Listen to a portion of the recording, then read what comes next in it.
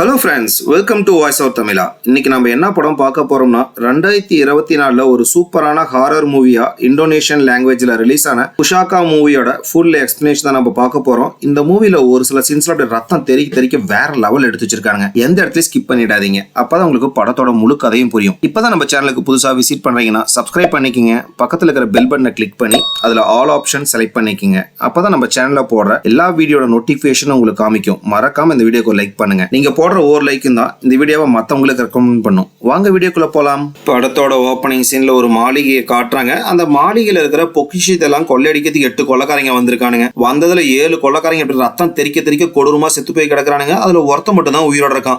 அவனும் என்ன எதுவும் பண்ணிடாத அப்படின்னு சொல்லிட்டு எதையோ பார்த்து அப்படியே பயந்துட்டு இருக்கான். அப்ப தரையில ஒரு கத்தியை காட்டுறாங்க. அந்த கத்தி அப்படியே தானாவே நிமிர்ந்து நிக்குது. அப்படியே இந்த இடத்துல சீனை கட் பண்ணி இந்த படத்தோட பேர் புஷாக்கா அப்படின்னு சொல்லிட்டு போடுறாங்க. அதுக்கப்புறம் சில மாசங்கள் கழிச்சு 5 பேர் கார்ல வரதான் காட்டுறாங்க. இந்த 5 பேர் என்ன வேலை பார்த்துட்டு இருப்பாங்கன்னா, பழைய மாளிகை வீடு இது எல்லாத்தையுமே புதுப்பிச்சு தருது, அதாவது ஆல்ட்ரேஷன் பண்ணி தரவருக்கு தான் பண்ணிட்டு இருப்பாங்க. பின்னாடி சீட்ல நடுவில் ஒருத்தி உட்காந்துருக்காங்கல்ல, இவ தான் நம்ம படத்தோட ஹீரோயின் ஹேண்ட். முன்னாடி சீட்ல ஒருத்தி உட்காந்துருக்காங்கல்ல, இவங்க தான் எல்லாத்துக்கும் பாஸோட பேரு நீனா. அதுக்கப்புறம் ஹீரோயினுக்கு லெஃப்ட் சைட்ல தான் ஹீரோ உட்காந்துருப்பான். ஹீரோட பேரு டேவிட். ரைட் சைட்ல ஒருத்தி உட்காந்துருக்கா, அவ பேரு சாண்ட்ரா. முன்னாடி சீட்ல ஒருத்தன் கண்ணாடி போட்டு கார் ஓட்டிட்டு வந்துட்டு இருக்கான். பாஸ் மேடம் எல்லாத்துக்கிட்டையும் நம்ம 5 பேர் சேர்ந்து இவ்வளவு பெரிய மாளிகை சர்வே பண்றது கஷ்டங்கிறது எனக்கும் தெரியும். ஆனா இந்த வீட்டு ஓனர் வெறும் 3 நாள் மட்டும் தான் டைம் கொடுத்திருக்காரு. அதுக்குள்ள இந்த வீட்டை நம்ம ஆல்ட்ரேஷன் பண்ணி ஒரு மியூசியமா மாத்தணும். அப்படி 3 நாளைக்குள்ள முடிச்சா மட்டும்தான் ஒரு பணம் தருவாரு. அதுவும் நம்ம எதிர்பார்க்க முடியாத அளவுக்கு நமக்கு பணம் கிடைக்கும் அப்படின்னு சொல்றாங்க. இதை கேட்டனே ஹீரோயின், எப்படி மேடம் நம்ம 3 நாளைக்குள்ள 5 பேர் சேர்ந்து இவ்வளவு பெரிய ப்ராஜெக்ட் நம்மளால முடிக்க முடியும்? மினிமம் 1 மந்த் ஆச்சு ஆகும்ல அப்படின்னு சொல்லிட்டு கேட்கறாங்க. இல்ல முடிக்க முடியாதா? தீபாவளி போனஸ் பொங்கல் போனஸ் யாரும் வந்துடாதீங்க அப்படின்னு சொல்றாங்க. இதை கேட்டனே எல்லாரும் அதெல்லாம் சிறப்பா பண்ணிடலாம் மேடம் அப்படின்னு சொல்றாங்க. அப்படியே பேசிட்டு அப்படியே அந்த மாளிகை கிட்ட வந்துடுறாங்க. அங்க வந்து எல்லாத்தையுமே ஒருத்தன் ரிசீவ் பண்றான். இவன் வந்து அந்த மாளிகையோட ஓனர். அதுக்கப்புறம் ரிசீவ் பண்ண எல்லாத்தையுமே ஒரு ப்ரொஃபஸருக்கு இன்ட்ரோ தரான். இந்த ப்ரொஃபஸரோட பேரு டிராகோ. அந்த ப்ரொஃபஸருக்கு ஒரு பொண்ணு அசிஸ்டண்டா இருப்பா, பேரு மயா. எதுக்காக இந்த ப்ரொஃபஸரை வர சொல்லியிருப்பானா, இந்த மாளிகையில நிறைய பழங்கால பொருட்கள்லாம் இருக்கும், அதை பத்தி எல்லாம் இவங்களுக்கு சொல்றதுக்காக தான் வர சொல்லியிருப்பான். இன்னொரு பொண்ணு பார்த்தா அப்படியே சைட்ல உம்முன்னு நின்றுட்டு இருப்பா. இவ யாருன்னா இந்த ஓனரோட தங்கச்சி தான் இவ. அதுக்கப்புறம் ஓனர் எல்லாத்திட்டுமே உண்மையை சொல்லுமா, இந்த மாளிகைக்குள்ள என்னென்ன இருக்குன்னு சொல்லி எனக்கு கூட தெரியாது, அவ்வளவு விஷயம் இந்த மாளிகைக்குள்ள இருக்கு அப்படின்னு சொல்லிட்டு எல்லாத்தையும் உள்ள கூட்டிட்டு போறான். உள்ள போய் பார்த்தா எல்லாத்துக்கும் அப்படியே ஆச்சரியமா இருக்கு. வெளியே பார்க்கறது இந்த மாளிகை ரொம்ப பழசா இருக்க மாதிரி இருக்கு. உள்ள வந்து பார்த்தா அப்படியே அவ்வளவு பிரம்மாண்டமா செமையா இருக்கு. இதை பார்த்தா எல்லாரும் அப்படியே வாயை திறந்து அப்படியே பார்த்துட்டு இருப்பாங்க. அப்பதான் வந்து ப்ரொஃபஸரோட அசிஸ்டன்ட் ஒரு சிலையை பாக்குறா. பார்த்துட்டு அப்படியே ப்ரொஃபஸரை கூப்பிட்டு காட்டுறா. ப்ரொஃபஸர் இது என்ன சிலைன்னு தெரியுதா ப்ரொஃபஸர்? சிங்கசாரி கடீரி அப்படின்னு சொல்றா. இதை பார்த்தே ப்ரொஃபஸர் ஆமா இது ரொம்ப பழங்கால சிலை அப்படின்னு சொல்லிட்டு பேசிட்டு இருக்காங்க. அப்படின்னு ஒரு பக்கம் ஹீரோ ஹீரோயின் அந்த கண்ணாடிக்கார 3 பேத்தையும் தான் காட்டுறாங்க. 3 பேரை பேசிட்டு வந்துட்டு இருக்காங்க. அப்ப ஹீரோயின் இவ்வளவு பெரிய பங்களாவை எப்படி நம்ம அதுவும் 3 நாளைக்குள்ள சர்வே எடுத்து ஆல்ட்ரேஷன் பண்ண போறோங்கிறது எனக்கே புரியல அப்படிங்கிற மாதிரி புலம்பிட்டு இருக்காங்க. அதுக்கப்புறம் சரி இங்க எத்தனை டோர் இருக்கு, எத்தனை விண்டோ இருக்கு, அதுல எதெல்லாம் டேமேஜா இருக்கு அப்படிங்கிற சர்வேலாம் நான் எடுத்துறேன் அப்படின்னு சொல்லிட்டு ஹீரோயின் சொல்றாங்க. ஹீரோ வந்து சரி இங்க இருக்கிற செவர்ல இதெல்லாம் வீக்கா இருக்கு அப்படிங்கிற சர்வேலாம் நான் எடுத்துறேன் அப்படின்னு சொல்லிட்டு சொல்றான். அப்படியே பேசிட்டு இருக்கும்போது ஹீரோயின் அந்த பக்கம் பாக்குறாங்க. யாரும் நடந்து போற மாதிரி இருக்கு. அப்படியே பார்த்துட்டு இருப்பாங்க. பார்த்தா அந்த உருவம் அங்க இருந்து மறைஞ்சு போயிடுச்சு. யாரடா பார்த்தா அப்படின்னு சொல்லிட்டு ஹீரோயின் யோசிச்சுட்டு இருக்காங்க. அப்ப அவங்களுக்கு பக்கத்துல யாரோ நிக்கிற மாதிரி இருக்கு. சடனா திரும்பி பாக்குறாங்க. பார்த்தா ஒரு அம்மா தான் நின்னுட்டு இருப்பாங்க. அதுவும் ஹீரோயின் அப்படியே உத்து பார்த்து நின்னுட்டு இருக்காங்க. இதை பார்த்தோன்னே ஹீரோயின் அப்படியே தூக்கி வாரி போட்டுறது. ரொம்ப பயந்துடுறாங்க. அதுக்கப்புறம் அந்த அம்மா அங்க இருந்து நடந்து போயிடுறாங்க. அதுக்கப்புறம் ஹீரோ கிட்ட யார் இந்த அம்மா அப்படின்னு சொல்லிட்டு கேக்குறாங்க. இந்த வீட்டோட வேலைக்காரமா அப்படின்னு சொல்லிட்டு ஹீரோ சொல்றான். இதை கேட்டனே கண்ணாடிக்காரன் வாயவே திறந்துறான். என்ன இவ்வளவு பெரிய மாளிகைக்கு இந்த ஒரே ஒரு வேலைக்காரமாவா அப்படிங்கிற மாதிரி ஜாலியா பேசிட்டு இருக்காங்க. அப்படியே இந்த பக்கம் ஓனரை தான் காட்டுறாங்க. அவன் பாஸ் மேடம் கிட்ட நான் உங்ககிட்ட கொஞ்சம் பேசணும் அப்படின்னு சொல்லிட்டு கூப்பிடுறான். அதுக்கப்புறம் 2 பேரும் அப்படியே லான்ல போய் பேசிட்டு இருக்காங்க. நீங்க 3 நாளைக்குள்ள இந்த ஒர்க்கை முடிக்கணும், அப்படி முடிச்சா மட்டும் தான் நான் பேசின மாதிரி காசு தருவேன், காசு தர மாட்டேன் அப்படின்னு சொல்லிட்டு ஓனர் சொல்றான். சார் 3 நாளைக்குள்ள இந்த ப்ராஜெக்ட் முடிக்கிறது ரொம்ப கஷ்டமான விஷயம் அப்படின்னு சொல்லிட்டு பாஸ் சொல்றாங்க. உங்களால முடியல இப்பயே சொல்லிடுங்க, நான் வேற ஒரு டீம் ஹையர் பண்ணிடுறேன் அப்படின்னு சொல்லி சொல்றான். இல்ல நாங்க பண்ணி தரோம் அப்படின்னு சொல்லிட்டு ஒத்துக்கிறாங்க. அப்படியே அங்க சீனை கட் பண்ணி இந்த பக்கம் ஹீரோ ஹீரோயின் கண்ணாடிக்கார 3 பேத்தையும் தான் காட்டுறாங்க. அவங்க 3 பேர் அப்படியே ஒவ்வொரு ரூமா சுத்தி பார்த்துட்டு வந்துட்டு இருக்காங்க. அப்பதான் ஹீரோயின் ஜன்னலுக்கு அந்த பக்கம் பாக்குறாங்க. அந்த ஓனரோட தங்கச்சி அங்க இருக்க செடி பூவெல்லாம் போட்டோ எடுத்துட்டு இருக்கா. இதை பார்த்து ஹீரோயின் அப்படி இந்த பக்கம் இருந்து கையாட்டுறாங்க. அவளும் பதிலுக்கு அப்படியே கையாடுறா. இன்னொரு பக்கம் ப்ரொஃபஸரோட அசிஸ்டன்ட் அதுக்கப்புறம் சாண்ட்ரா 3 பேத்தையும் தான் காட்டுறாங்க. அவங்க 3 பேருமே வேற ஒரு ரூம்ல அப்படி சுத்தி பார்த்துட்டு இருப்பாங்க. அங்க நிறைய பழங்கால பொருட்களா இருக்கு. அந்த பொருட்களோட அருமையெல்லாம் தெரியாம அப்படி சாண்ட்ரா கையில எடுத்து அப்படி சுத்திட்டு இருப்பா. இதை பார்த்த ப்ரொஃபஸர் ஏமா இது பழங்கால பாரம்பரியமான பொருள், இதெல்லாம் இப்படி ஹேண்டில் பண்ணக்கூடாது அப்படின்னு சொல்லிட்டு சொல்றாரு. இதை கேட்டனே சாண்ட்ரா ஒரு மாதிரி திமிரா பேச ஆரம்பிக்கிறா. பாரம்பரியமா பழங்கால பொருட்களாம் வாங்க அப்படின்னு சொல்லிட்டு ஒரு மாதிரி ஆட்டிடியூடா பேசுறா. அப்படியே அடுத்து ஓனரோட தங்கச்சி தான் காட்டுறாங்க. ரூம்ல படுத்துக்கிட்டு இருக்கா. அப்ப அப்படியே நடந்த விஷயத்த யோசிச்சு பார்த்துட்டு இருக்கா. இன்னொரு பக்கம் ஓனரையும் காட்டுறாங்க. அவருமே இங்க அப்பாவோட போட்டோவை பார்த்து அப்படியே நடந்த விஷயத்த தான் யோசிச்சு பார்த்துட்டு இருக்காரு. 2 பேரும் எதை பத்தி யோசிச்சுட்டு இருப்பாங்கன்னா அப்படி நமக்கு ஒரு பிளாஷ்பேக்கை தான் காட்டுறாங்க. அவங்க அப்ப அப்படி உயிருக்கு போராடிட்டு இருப்பாரு. அப்ப குடும்பத்தை சேர்ந்து எல்லாத்தையுமே கூப்பிட்டு இருப்பாரு. நான் நிறைய பழங்கால பொருட்கள் எல்லாம் சேர்த்து வச்சிருக்கேன். நான் வாழ்ந்ததுக்கு அர்த்தமே அந்த பொருட்கள் தான். நான் இறந்ததுக்கு அப்புறம் இந்த வீட்டையே நீங்க ஒரு மியூசியமா மாத்தணும் அப்படின்னு சொல்லி கேட்டிருப்பாரு. அதை பத்தி அப்படி 2 பேரும் யோசிச்சு அப்படி ஃபீல் பண்ணிட்டு இருப்பாங்க. அப்படியே அன்னைக்கு நைட் ஆயிடுது. ஓனரோட தங்கச்சி ஸ்டெப்ஸ்ல உட்காந்துட்டு அவ காலையில எடுத்த போட்டோ எல்லாம் பார்த்துட்டு இருக்கா. ஹீரோயின் கூட ஜன்னலோரமா நின்று ஹாய் சொல்லியிருப்பாங்க. அப்ப ஹீரோயின் போட்டோ எடுத்திருப்பா. அந்த போட்டோவையும் பார்த்துட்டு இருக்கா. கரெக்டா அந்த இடத்துக்கு சாண்ட்ரா வந்துறா. என்னடா இவ பார்த்துட்டு இருக்கா அப்படின்னு சொல்லி எட்டி பாக்குறா. பார்த்தா ஹீரோயின் காலையில எடுத்தாலும் அந்த போட்டோ தான் பார்த்துட்டு இருப்பா. இருப்பா. இதை பார்த்த சாண்ட்ரா என்ன உனக்கு அவளை ஏற்கனவே பார்த்த மாதிரி இருக்கா அப்படின்னு சொல்லிட்டு கேட்கறா. ஆனா ஓனரோட தங்கச்சி எந்த பதிலுமே சொல்லாம அங்க இருந்து கிளம்ப பாக்குறா. ஒரு நிமிஷம் இல்ல, உனக்கு அவளை பத்தி நான் ஒரு சீக்ரெட் சொல்றேன். அவளுக்கு ஏற்கனவே டைவர்ஸ் ஆயிடுச்சு, இங்க பாரு இந்த வீடியோ அப்படின்னு சொல்லிட்டு வீடியோவை காட்டுறா. அவரோட எக்ஸஸ்பெண்ட் தான் அவ பிரைவேட்டா இருந்த வீடியோ ரிலீஸ் பண்ணிட்டான் அப்படிங்கிற விஷயத்தெல்லாம் சொல்றா. இதை கேட்டா ஓனரோட தங்கச்சி நீ ரொம்ப தப்பா நடந்துக்கிற, இந்த மாதிரி பிரைவேட் வீடியோவை நம்ம பாக்குறதுல ரொம்ப தப்பு அப்படின்னு சொல்லிட்டு அங்க இருந்து கிளம்பிடுறா. இதை கேட்ட சாண்ட்ராவுக்கு கடுப்பாயிடுது. உடனே அவளு அங்க இருந்து கிளம்பிடுறா. நைட் எல்லாரும் ஒட்டுக்கு உட்காந்து டின்னர் சாப்பிட்டு இருக்காங்க. ஓனரோட தங்கச்சி பக்கத்துல தான் சாண்ட்ரா உட்காந்து இருப்பா. உனக்கு அந்த வீடியோ காமிச்சல பிடிச்சிருந்துச்சா, வேணா சொல்ல அந்த வீடியோட லிங்க் இன்னும் என்கிட்ட இருக்கு, உனக்கு அனுப்பிச்சு விடுறேன் அப்படின்னு சொல்லிட்டு சாண்ட்ரா கேட்கறா. ஆனா ஓனரோட தங்கச்சிக்கு சாண்ட்ராவை பிடிக்கவே மாட்டேங்குது. சாண்ட்ரா இப்படி பேசின எல்லா விஷயமும் ஹீரோனுக்கு கேட்டிருக்கோம். இதெல்லாம் கேட்ட ஹீரோனுக்கு அப்படியே கஷ்டமா இருக்கு. அப்படியே அழுதுகிட்டே வெளியே இருந்துச்சு வந்துடுறாங்க. ஹீரோன் இப்படி அழுதுட்டு போறதை பார்த்த ஹீரோ அப்படியே பின்னாடியே வந்துடுறான். அந்த வீடியோ ரிலீஸ் ஆனதுல என் தப்பு என்ன இருக்கு, என்னோட எக்ஸஸ்பெண்ட் ரிலீஸ் பண்ணதுக்கு எல்லாரும் என்னை தான் தப்பா பேசுறாங்க அப்படின்னு சொல்லிட்டு ஹீரோன் புலம்பிட்டு அழுதுட்டு இருப்பாங்க. நான் அப்பவே சொன்னேன் ரொம்ப தப்பானவன்ட்டு, ஆனா நீ தான் என் பேச்சு கேட்காம கல்யாணம் பண்ணிட்டு அப்படின்னு சொல்லிட்டு ஹீரோ சொல்றான். சரி நான் இதுக்கப்புறம் நான் பாத்துக்கிறேன் அப்படின்னு சொல்லிட்டு சமாதானம் சொல்லிட்டு இருக்கான். கரெக்டா அந்த இடத்துக்கு கண்ணாடிக்காரன் வந்துடுறான். எல்லாரும் உங்களுக்காக தான் வெயிட் பண்ணிட்டு இருக்கோம், வாங்க நம்ம இப்பயே ஒர்க்கா ஸ்டார்ட் பண்ணா மட்டும் தான் நம்ம 3 நாளையில நம்ம எதிர்பார்த்த மாதிரி இந்த ப்ராஜெக்ட்டை முடிக்க முடியும் அப்படின்னு சொல்றான். அதுக்கப்புறம் 3 பேர் கிளம்பி உள்ள வந்துடுறாங்க. உள்ள வந்ததுக்கு அப்புறம் எல்லாரும் அவங்கவுங்க வேலையை பார்க்க ஆரம்பிக்கிறாங்க. அப்ப அந்த இடத்துக்கு செக்யூரிட்டி வரான். வந்துட்டு ஹீரோட்ட ஒரு டார்ச் லைட்டை கொடுக்குறான். ஒரு வேளை ஜென்ரேட்டர் ஆஃப் ஆயிடுச்சுன்னா இந்த லைட்டை யூஸ் பண்ணீங்க அப்படின்னு சொல்லிட்டு கொடுக்குறான். ஏன்னா இந்த வீட்டுக்கு வர மொத்த பவர் சப்ளைமே ஜென்ரேட்டர்ல இருந்து தான் வரும். அதுக்கப்புறம் செக்யூரிட்டி போயிட்டு ஓனர் கிட்ட இந்தாங்க வாக்கி டாக்கி, ஏதாச்சும் எமர்ஜென்சி நீ கான்டாக்ட் பண்ணுங்க அப்படின்னு சொல்லிட்டு கொடுத்துட்டு அவங்க இருந்து கிளம்பிடுறான். அதுக்கப்புறம் எல்லாரும் அப்படியே சர்வே எடுக்க ஆரம்பிக்கிறாங்க. ஹீரோயின் போயிட்டு அங்க இருக்கிற விண்டோஸ் கதவு எல்லாத்தையும் சர்வே எடுத்துட்டு வந்துடுறாங்க. எடுத்துட்டு வந்ததுக்கு அப்புறம் தான் எல்லாத்தையும் ஒரு முக்கியமான விஷயத்த சொல்றாங்க. இந்த வீட்டுக்கு மொத்தமா ஒரே ஒரு என்ட்ரன்ஸ் தான் இருக்கு அப்படிங்கிற விஷயத்தெல்லாம் சொல்றாங்க. இதை கேட்ட எல்லாத்துக்குமே ஷாக்கா இருக்கு. என்ன இவ்வளவு பெரிய பங்களாக்கு ஒரே ஒரு என்ட்ரன்ஸ் தான் இருக்கா, சரி நம்ம அதுக்கான ஆல்ட்ரேஷன்லாம் பண்ணணும் அப்படின்னு சொல்லிட்டு எல்லாம் யோசிச்சுட்டு இருக்காங்க. அப்ப சடனா பவர் கட் ஆயிடுது. அப்ப வெளியே செக்யூரிட்டி தான் காட்டுறாங்க. அந்த ஜென்ரேட்டர் வரான், ஓங்கி 4 எத்துறான், உடனே பவர் வந்துருது. அதுக்கப்புறம் எல்லாரும் அவங்கவுங்க வேலையை பார்த்துட்டு இருக்காங்க. ஆனா சாண்ட்ரா மட்டும் ஹீரோயின்ட்ட வம்பிழுத்துட்டே இருக்கா அவளோட வீடியோ வச்சு. இதெல்லாம் பாக்குற ஹீரோக்கு கடுப்பாகுது. உடனே சாண்ட்ரா சண்டைக்கு போறா. இதெல்லாம் பாக்குற லீடர் மேடம்க்கு செமையா டென்ஷன் ஆகுது. 2 பேரும் அமைதியா இருக்க மாட்டீங்களா அப்படின்னு சொல்லிட்டு சத்தம் போடுறாங்க. ஆனால் சாண்ட்ரா கம்முனு இருக்க மாட்டேங்கிறா, செமையா ஆர்கியூம் பண்ணிட்டே இருக்கா. அப்போ ஒரு கட்டத்துல ஹீரோ பிடிச்சி தள்ளி விடுறா. அவன் அங்க இருக்கிற ஒரு கபோர்டு மேல போய் மோதுறான். அந்த கபோர்டு தானாவே ஓப்பன் ஆகுது. பார்த்தா உள்ளுக்குள்ள ஒரு சீக்ரெட் ரூம் இருக்கு. அந்த சீக்ரெட் ரூமை பார்த்தோன்னே ஓனர் தங்கச்சிக்கிட்ட உனக்கு இப்படி ஒரு ரூம் இருக்கிறது தெரியுமா அப்படின்னு சொல்லிட்டு கேட்கறான். எனக்கெல்லாம் தெரியாதுனா அப்படின்னு சொல்லிட்டு தங்கச்சி சொல்லிடுறான். அப்ப லீடர் ஓனர் கிட்ட உங்களுக்கு இப்படி ஒரு ரூம் இருக்கிறது தெரியுமா அப்படின்னு சொல்லிட்டு கேட்கறாங்க. சத்தியமா எனக்கு இப்படி ஒரு ரூம் இருக்கிறதே தெரியாது அப்படின்னு சொல்லிடுறான். அதுக்கப்புறம் மொல்லமா எல்லாருமே அந்த சீக்ரெட் ரூமுக்குள்ள போயிட்டு இருக்காங்க. உள்ள போனா ஸ்டெப்ஸ் எல்லாம் இருக்கு. அந்த ஸ்டெப்ஸ்ல அப்படியே மொல்லமா இறங்கி கீழே போறாங்க. கீழே போனா அங்கேயும் நிறைய கலைப்பொருட்கள்லாம் இருக்கு. இதை பார்த்தோன்னே சாண்ட்ராக்கோ சந்தோஷமாயிடுது. இந்த மாதிரி சீக்ரெட் ரூம் எல்லாம் இருக்கிறத பார்க்கறது எனக்கு ஜாலியா இருக்கு அப்படின்னு சொல்லிட்டு இருக்கா. அப்ப அங்க வந்த ப்ரொஃபஸரும் அங்க இருக்கிற ஒரு பிரம்மாண்டமான சிலையை பாக்குறாரு. அது வியந்த பார்த்துட்டு இருக்காரு. அதுக்கப்புறம் அந்த சிலையை பத்தி எல்லாத்தையும் சொல்ல ஆரம்பிக்கிறாரு. ஜிங்காலா அப்படிங்கிற ஒரு கிங்டம் இருந்துச்சு.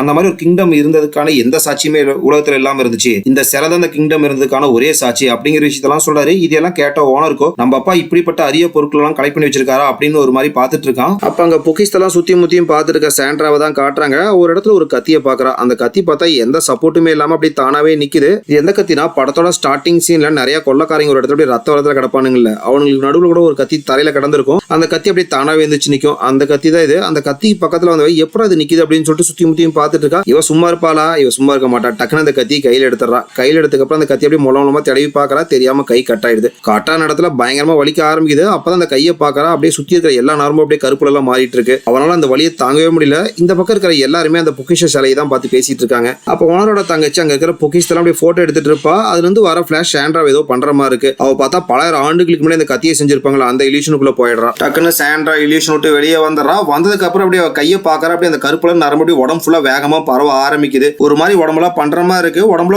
ஒரு மாதிரி விட்டு இருக்குது அப்படின்னு ஒரு மாதிரிலாம் ரியாக்ஷன் கொடுத்துட்டு இருக்கா. இந்த பக்கம் பேசிட்டு இருக்கீங்களா தான் காட்டுறாங்க. அந்த ஓனரோட தங்கச்சி ப்ரொஃபசர்ட்ட அந்த ஜிங்காலா ராஜ்யத்தை பத்தி இத்தனை கதையை சொல்றீங்களே ப்ரொஃபசர், ஏதாச்சும் பேய் அமானுஷம் அந்த மாதிரி கதை இருக்கா அப்படின்னு சொல்லிட்டு கேட்கறாங்க. இந்த ஜிங்காலா ராஜ்யத்தை எதிரி நாட்டை சேர்ந்தவங்க எப்படி பிடிச்சாங்கன்னா, எதிரி நாட்டை சேர்ந்தவங்க சக்தி வாய்ந்த ஒரு கத்தியை பல மந்திரவாதிகளை வச்சு உருவாக்குனாங்க. அந்த கத்தியை வச்சு மட்டும்தான் இவங்க இந்த ராஜ்யத்தையே பிடிச்சாங்க. அது இன்னமும் புரியாத புதிரா இருக்கு அப்படிங்கிற விஷயத்தெல்லாம் சொல்லிட்டு இருக்காரு. அப்ப பின்னாடி இருக்கிற சாண்டா ஒரு மாதிரி வித்தியாசமான சத்தத்தை எல்லாம் கொடுக்க ஆரம்பிக்கிறா. அப்படின்னு ஒரு மாதிரி வித்தியாசமான சத்தத்தை எல்லாம் கொடுக்க ஆரம்பிக்கிறா. இந்த சத்தத்தை கேட்ட எல்லாரும் அப்படியே திரும்பி சாண்ட்ராவை பாக்குறாங்க. சாண்ட்ரா விளையாடாத ஒழுங்கா பேச அப்படின்னு சொல்லிட்டு இருக்காங்க. ஆனா சாண்ட்ரா அப்படியே கையில அந்த கத்தி எடுத்து மூலமா இவங்க நோக்கி நடந்து வந்துட்டு இருக்கா. நடந்து வந்து பொத்துன அப்படியே மண்டி போட்டு விழுந்துடுறா. அதுக்கப்புறம் வாயில இருந்து கருப்புல குடமே ஏதோ ரத்த மாதிரி எடுத்து வைக்கிறா. அப்படியே இடத்துல பொத்துன்னு மயக்கம் போட்டு விழுந்துடுறா. எல்லாரும் அப்படியே கைத்தாங்களா பிடிச்சி அப்படியே அங்க இருக்கிற சோஃபால வைக்கிறாங்க. டக்குன்னு கரண்ட் போயிடுது. கரண்ட் வந்ததுக்கப்புறம் பார்த்தா அங்க சோஃபால உட்காந்து சாண்ட்ராவே காணும். அதுக்கப்புறம் மறுபடியும் பவர் போயிடுது. அதுக்கப்புறம் எங்க போன்ல இருக்கிற லைட் அப்புறம் டார்ச் லைட்டா வச்சு சாண்ட்ரா எங்க இருக்கா அப்படின்னு சொல்லிட்டு சுத்தி முத்தியும் பார்த்துட்டு இருக்காங்க. பார்த்தா சாண்ட்ரா ஒரு வித்தியாசமா அப்படின்னு சொல்லி கத்துற சத்தம் தான் கேக்குது. எங்க இருந்துடா சத்தம் வருது அப்படின்னு சொல்லிட்டு எல்லாம் சுத்தி முத்தியும் பாக்குறாங்க. அந்த பிரம்மாண்டமான சாமி சிலை இருக்கும்ல, அந்த சிலைக்கு முன்னாடி அந்த இடத்துல மேந்து நின்றுட்டு இருக்கா. இந்த 7வது கத்திக்கு கிடைக்க வேண்டிய சக்தி எல்லாம் கிடைச்சிருச்சு, அதுக்கு காணிக்கையா உங்க ரத்தத்தெல்லாம் பலியா கொடுங்க அப்படின்னு சொல்லிட்டு ஒரு மாதிரி வித்தியாசமா கத்துறா. இதையெல்லாம் பார்த்தா எல்லாத்துக்கும் அப்படியே மரண பீதியா இருக்கு. அப்படியே பயந்துகிட்டே தான் சாண்ட்ராவை பார்த்துக்கிட்டு இருப்பாங்க. அப்ப அந்த இடத்துல மேந்துட்டு இருந்த சாண்ட்ராவை காணா, எங்கடா போயிட்டா அப்படின்னு சொல்லிட்டு சுத்தியும் முத்தியும் லைட் அடிச்சு செக் பண்ணி பாக்குறாங்க. அப்ப சடனா சைடுல இருந்து அப்படியே பறந்து வந்து ப்ரொஃபஸரை பிடிச்சி அப்படியே தரன்னு இழுத்துட்டு போயிடுறா. இழுத்துட்டு போன ப்ரொஃபஸர் அடி போட்டு பிரிச்சு எடுக்கிறா. அதுக்கப்புறம் அவரோட வயிற்றிலே கத்தி வச்சு நச்சுன்னு ஒரு இறக்கிறா. இறக்குனதுக்கு அப்புறம் ப்ரொஃபஸர் அப்படியே தூக்கி போடுறா. ஒரு இடத்துல வச்சு பொத்துன்னு விழுந்துறாரு. அதுக்கப்புறம் இவங்க எல்லாத்தையும் பார்த்து அப்படின்னு சொல்லிட்டு ஒரு மாதிரி பண்ணிட்டு வரா. அதுக்கப்புறம் வாயில் ஏதோ முனவ ஆரம்பிக்கிறா. இந்த கேப்பை பயன்படுத்திட்டு ப்ரொஃபஸரை தூக்கிட்டு அங்கிருந்து வேகமெல்லாம் தப்பிச்சு ஓடி வராங்க. சாண்ட்ராவும் பின்னாடியே துரத்திட்டு வரா. ஒரு இடத்துல கால் தடிக்கி பொத்துன்னு விழுந்துறா. அப்ப மறுபடியும் கருப்புல ரத்தமா வாமிட்டு எடுக்க ஆரம்பிக்கிறா. இதை பார்த்த ஓனர் இந்த ரூம்குள்ளே இவளை லாக் பண்ணல அப்படின்னு சொல்லிட்டு கபோர்ட மூட ட்ரை பண்றாரு. வந்து ஹெல்ப் பண்ணுங்க அப்படின்னு சொல்லிட்டு கூப்பிடுறாரு. தங்கச்சி ஹீரோயின் தான் வந்து ஹெல்ப் பண்றாங்க. அதுக்கப்புறம் 3 பேர் சேர்ந்து அப்படியே கபோர்ட வேகமா மூட ஆரம்பிக்கிறாங்க. அதுக்குள்ள சாண்ட்ரா வேகமா ஓடி வந்து கதவுக்கு நடுவுல கையை விட்டுறா. அதுக்கப்புறம் 3 பேர் அங்க தெரிச்சு வேகமா ஓடி போயிடுறாங்க. எல்லாரும் மெயின் டோருக்கு தான் வந்திருப்பாங்க. மெயின் டோருக்கு வந்து திறந்துட்டு வெளியே போயலாம் அப்படின்னு சொல்லிட்டு பார்த்தா மெயின் டோர்ல நம்பர் லாக் போட்டுருக்கு. இதோட கோடு என்ன அப்படின்னு சொல்லிட்டு லீடர் மேடம் கேக்குறாங்க. ஆனா யாருக்குமே கோடு தெரியல. அப்ப கரெக்டா ஹாலுக்கு சாண்ட்ரா வந்துடுறா. இதை பார்த்தா லீடர் மேடம் பயங்கரமா ஒரு கத்துறாங்க. சாண்ட்ரா வேகமா கதவை நோக்கி ஓடி வரா. எல்லாரும் அப்படியே தெரிச்சு கதை விட்டு தள்ளி நின்னுக்கிறாங்க.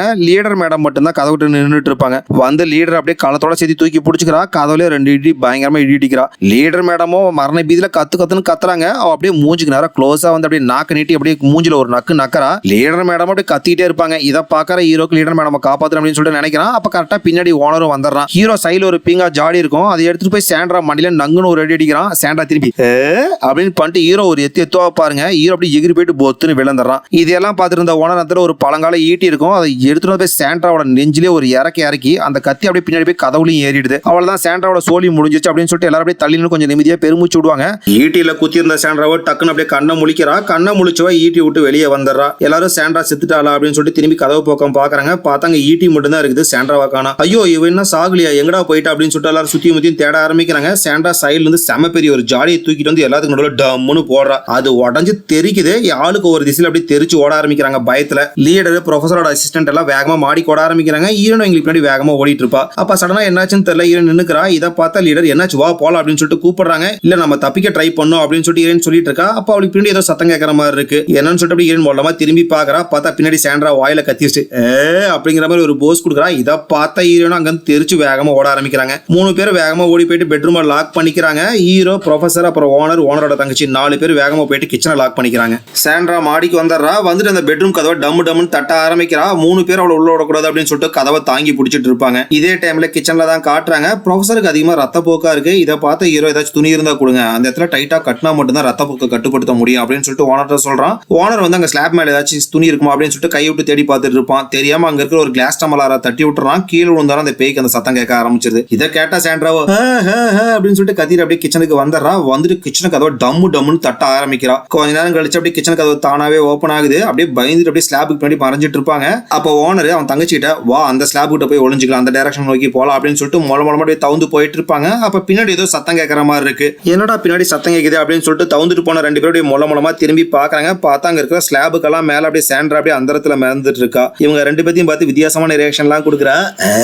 அப்படின்னு ஒரு மாதிரி வித்தியாசமான ரியாக்ஷன் எல்லாம் கொடுக்குறா. இதை பாக்குற 2 பேத்துக்கும் மரண பீதியா இருக்கு. அப்படியே பயந்துட்டே தான் பார்த்துட்டு இருப்பாங்க. ஹீரோ அப்படியே மூலமா திரும்பி அந்த இடத்துல பாக்குறான். பார்த்தா அங்க மிதந்துட்டு இருந்த சாண்ட்ராவை காணோம். எங்கடா போயிட்டா அப்படின்னு சொல்லிட்டு 3 பேர் அப்படியே சுத்தி முத்தியும் பார்த்துட்டு இருக்காங்க. அப்ப சடனா இங்க மறைஞ்சிட்டு இருக்கிற ஸ்லாப் மேல வந்துடுறா. வந்துட்டு அப்படியே ப்ரொஃபஸரோட களத்தை பிடிச்சி அப்படியே ஸ்லாப் மேல இழுத்துக்கிறா. 3 பேர் விட்டா போந்தா சாமி அப்படின்னு சொல்லிட்டு துண்டக்கான துணிக்கான கிச்சுட்டு வேகமா வெளியே ஓடி வந்துடுறாங்க. அதுக்கப்புறம் ப்ரொஃபஸர் அந்த ஸ்லாப் மேல படுக்க வச்சுட்டு பக்கத்திலேயே ஃப்ரூட்ஸ் எல்லாம் இருக்கிற தட்டு இருக்கு. அந்த தட்டு மேலேயே ஃப்ரூட்ஸோட தோலை பீல் பண்ற பீலர் இருக்கு. அந்த பீலர் அப்படியே எடுத்து மூஞ்சில அப்படியே ரவுண்டா கட் பண்றா. கட் பண்ணிட்டு அப்படியே தோலை மட்டும் அப்படியே உரிச்சு எடுத்துறா. அதுக்கப்புறம் வயிற்றுல கையில வச்சிருக்க கத்திச்சு நச்சுன்னு இறக்குறா. இறக்கி அப்படியே வயிற்று ஃபுல்லா பொளந்து வயிற்றுல இருக்கிற குடல் அப்படியே மாலை மாதிரி உரி வெளியே போட்டுட்டு இருக்கா. அப்படியே இந்த இடத்துல ப்ரொஃபஸரை கொடூரமா சாகடிச்சிடறா. அப்படியே நமக்கு கேமரா மேலதான் ஃபோக்கஸ் பண்ணி காமிக்கிறாங்க. இந்த சைடுல ஒரு கபோர்டு இருக்கும். அந்த கபோர்டு மேல பாக்ஸ் எல்லாம் அடுக்கி இருக்கு. அந்த பாக்ஸுக்கு எல்லாத்துக்கும் நடுவுல தான் அப்படியே அந்த கண்ணாடிக்காரன் உட்காந்துட்டு இருக்கான். அதுக்கப்புறம் வெளியே தப்பிச்சு ஓடி வந்து அந்த 3 பேத்தையும் தான் காட்டுறாங்க. 3 பேர் தப்பிச்சோடி வேற ஒரு ரூமுக்கு வந்துடுறாங்க. வந்துட்டு அந்த ரூமோட கதவை லாக் பண்ணிட்டு அங்க இருக்கிற பொருள் எல்லாம் எடுத்து சாண்ட்ரா உள்ள வந்துடக்கூடாது அப்படின்னு சொல்லிட்டு தடுப்புக்கு வச்சிட்டு இருக்காங்க. அதுக்கப்புறம் ஹீரோ ஓனர் கிட்ட உண்மையை சொல்லு, உனக்கு அந்த பேஸ்மெண்ட்டை பத்தி எதுவுமே தெரியாதா அப்படின்னு சொல்லிட்டு கேட்கறான். ஓனர் எனக்கு சத்தியமே எதுவுமே தெரியாது அப்படின்னு சொல்லிட்டு சொல்றான். இல்ல உனக்கு ஏதோ ஒரு விஷயம் தெரியும், நீ என்கிட்ட மறைக்கிற அப்படின்னு சொல்லிட்டு ஹீரோ சண்டைக்கு வரான். ஓனரோட தங்கச்சி தான் தடுக்கிறா. எனக்கு ஏன் சுத்தமா இந்த வீட்டை பிடிக்காதுன்னா இந்த வீட்டை பத்தி எனக்கு ஒண்ணுமே தெரியாது அப்படின்னு சொல்லிட்டு அவ பயங்கரமா கத்துறா. அதுக்கப்புறம் ஓனர் ஹீரோ கிட்ட எல்லா மக்களும் பார்த்தாலுமே எங்க அப்பாவை வித்தியாசமான பொருளை கலெக்ட் பண்ற ஒரு பைத்தியக்காரன் தான் சொல்லுவாங்க. அவர் கோடிக்கணக்கான பணத்தை செலவு பண்ணி இந்த மாதிரி பிரச்சனையான விஷயத்தை தான் கலெக்ட் பண்ணிருக்காரு அப்படிங்கிற விஷயமே எனக்கு இப்பதான் தெரியுது அப்படின்னு சொல்றான். அதுக்கப்புறம் தங்கச்சிட்ட கவலைப்படாத, உன்னை எப்படியாச்சும் நான் காப்பாத்திரும் அப்படின்னு சொல்லிட்டு சமாதானம் சொல்லிட்டு அப்படியே இந்த இடத்துல சீனா கட் பண்ணி வீட்டுக்கு வெளியே தான் காட்டுறாங்க. ஜென்ரேட்டர்ல டீசல் தீர்ந்ததுனால செக்யூரிட்டி டீசல் வாங்க போயிருப்பான். வாங்கிட்டு வந்தவன் அந்த ஜென்ரேட்டர்ல டீசல் ஊத்திடுறான். ஊத்துனதுக்கு அப்புறம் ஜென்ரேட்டர் ஆன் பண்ணி விடுறான். மொத்த வீட்டுக்கும் பவர் சப்ளை வந்துருது. அப்ப பெட்ரூம்ல ஒளிஞ்சிட்டு இருக்க 3 பேத்தையும் தான் காட்டுறாங்க. அதுல அந்த லீடர் வந்து பயங்கரமா பயப்பட ஆரம்பிக்கிறா. இன்னைக்கு நைட் நம்ம உயிரோட போவாங்கிறது எனக்கு நம்பிக்கையே இல்லை அப்படின்னு சொல்லிட்டு பயங்கரமா அழுக ஆரம்பிக்கிறா. ஹீரோயின் தான் அப்படியே அவங்களை சமாதானப்படுத்திட்டு இருக்காங்க. செக்யூரிட்டி வந்து ஜென்ரேட்டர் ஆன் பண்ணிட்டான், கண்டிப்பா அவன் நம்மளை காப்பாத்திரும் அப்படின்னு சமாதானப்படுத்திட்டு இருக்காங்க. இதே டைம்ல கண்ணாடிக்காரனை தான் காட்டுறாங்க. கிச்சனை திறந்துட்டு அப்படியே மூலமா பயந்துட்டே வெளியே வந்து பாக்குறான். பார்த்தா அந்த இடத்துல சாண்ட்ராவே காணோம். அப்படியே ஹால் கிட்ட வந்துடுறான். வந்து பார்த்தா அந்த இடத்துல தான் அந்த செக்யூரிட்டி ஒரு வாக்கி டாக்கிய ஓனர்ட்ட கொடுத்துருப்பான்ல, அந்த வாக்கி டாக்கி அங்கதான் இருக்கும். அதை எடுத்து ஹலோ எங்களை காப்பாத்துங்க, நாங்க ஆபத்துல இருக்கோம் அப்படின்னு சொல்லிட்டு எவ்வளவோ பேச ட்ரை பண்றான். ஆனா அவன் பேசுறது அந்த பக்கம் கேட்கவே மாட்டேது. அதுக்கப்புறம் கொஞ்சம் கொஞ்சமா அந்த வாக்கி டாக்கி ஃப்ரீக்வன்சி அட்ஜஸ்ட் பண்ண ஆரம்பிக்கிறான். ஒரு வழியா லைன் கிடைச்சிருது. அந்த பக்கம் செக்யூரிட்டியும் வாக்கி டாக்கி எடுத்துறான். ஃப்ரீக்வன்சி அட்ஜஸ்ட் பண்ணதுனால இங்க பயங்கரமா சத்தம் வர ஆரம்பிக்குது. இந்த சத்தத்தை கேட்டவனே சாண்ட்ரா அப்படின்னு மாதிரி சிரிச்சு அப்படியே ஹாலை நோக்கி வந்துட்டு இருக்கா. சாண்ட்ரா வர சத்தத்தை கேட்டவனே கண்ணாடிக்காரன் போயிட்டு டக்குன்னு சோஃபாட்ட மறைஞ்சுக்கிறான். செக்யூரிட்டி என்னடா வாக்கி டாக்கில யாரோ பேசுற மாதிரி இருந்துச்சு, யாரையுமே காணோம். சரி வீட்டுக்குள்ள வந்து பார்க்கலாம் அப்படின்னு சொல்லிட்டு டோர் கிட்ட வந்துடுறான். வந்து பின்னெல்லாம் போட்டு பார்க்கறான். டோர் ஓபன் ஆக மாட்டேது. அப்போ உள்ள அந்த கண்ணாடிக்காரனை தான் காட்டுறாங்க. அப்படியே பயந்துட்டே சோஃபாட்ட உட்காந்துட்டு இருப்பான். அப்பதான் ஒரு கபோர்டை பார்க்கறான். அதுக்கப்புறம் அந்த கபோர்டோட கதவை திறந்து உள்ள போயிட்டு கபோர்டோட கதவை முடிக்கிறான். மறுபடியும் அப்படியே செக்யூரிட்டியை காமிக்கிறாங்க. மறுபடியும் அந்த பின்ன போட்டு பார்க்கறான். டோர் ஓபன் ஆக மாட்டேது. அதுக்கப்புறம் அந்த டோரை திறக்கிற கீ இருக்கும், அதை எடுத்து அப்படியே திறந்துட்டு உள்ள வரான். உள்ள வந்து அப்படியே சுத்தி முத்தி யாராச்சும் இருக்காங்கன்னு பார்த்துட்டு இருக்கான். அப்பதான் ஹால்ல பார்க்கறான் நிறைய பொருளெல்லாம் உடஞ்சு கிடக்குது. சார் சார் அப்படின்னு சொல்லிட்டு ஓனரை கூப்பிட்டு இருப்பான். இவன் இப்படி கூப்பிட்டு இருக்க எல்லாத்தையுமே கண்ணாடிக்காரன் கபோர்டுக்குள்ள வந்து பார்த்துதான் இருப்பான். ஆனால் இப்ப அவன் மட்டும் இவனை காப்பாத்தலாம் அப்படின்னு சொல்லிட்டு வெளியே வந்தானா சாண்ட்ரா கையில இவன் சொல்லியும் முடிஞ்சிடும். அதனால அப்படியே பயந்துட்டே உள்ள நின்றுட்டு இருக்கான். அப்ப செக்யூரிட்டிக்கு பின்னாடி ஏதோ சத்தம் கேட்கற மாதிரி இருக்கு. என்னடா சத்தம் கேக்குது அப்படின்னு சொல்லிட்டு மொல்லமா திரும்பி பாக்குறான். பார்த்தா அந்த இடத்துல அப்படியே சாண்ட்ரா மேந்துட்டு இருக்கா. இதை பார்த்து அவனுக்கு அப்படியே அள்ளி விட்டுருது. சாண்ட்ரா அங்க இருந்து அப்படின்னு ஒரு மாதிரி வித்தியாசமா சிரிக்கிறான். அதுக்கப்புறம் அப்படியே அங்க இருந்து எகிரி வந்து அப்படியே செக்யூரிட்டி கீழே தள்ளிடுறா. அதுக்கப்புறம் கத்தி அப்படியே தொண்டையிலே ஒரு இறக்குறா. அதுக்கப்புறம் அந்த கத்தியை பிடிங்க அப்படியே மண்டையில நச்சு நச்சு நச்சு குத்திக்கிட்டே இருக்கா. அதுக்கப்புறம் செக்யூரிட்டி அப்படியே களத்தை கறக்க அப்படியே ஆட்ட இருக்கிற மாதிரி அறுத்துறா. முண்டம் தனியா தலை தனியா பிரிச்சிடறா. இது எல்லாம் அப்படியே கண்ணாடிக்காரன் கபோர்டுக்குள்ள வந்து பார்த்துதான் இருப்பான். பார்த்தா அவனுக்கு அப்படியே மரண பீதியா இருக்கு.